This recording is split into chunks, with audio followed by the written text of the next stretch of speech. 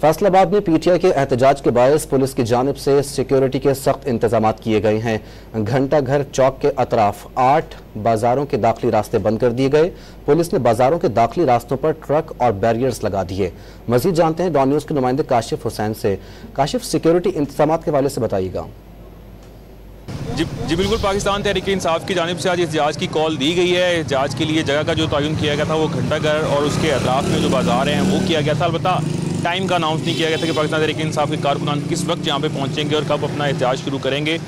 लेकिन इसी के पेश नज़र जो है इंतज़ामिया ने अपनी तैयारी अलबत्ता शुरू कर दी थी, जो कि कल से ही शुरू हो गई। देखने में आई क्योंकि कल जो है वो अनाउंस पहले हो गया था, नोटिफिकेशन जारी हो गया था कि दफ़ा 144 है वो 2 दिन के लिए नाफिज कर दी गई फैसलाबाद में। अभी तक देखने को यही मिल रहा है कि कुछ दुकानें जो हैं, जो कारोबारी हजरात हैं वो आ रहे हैं, मामूल के मुताबिक खुल रही हैं।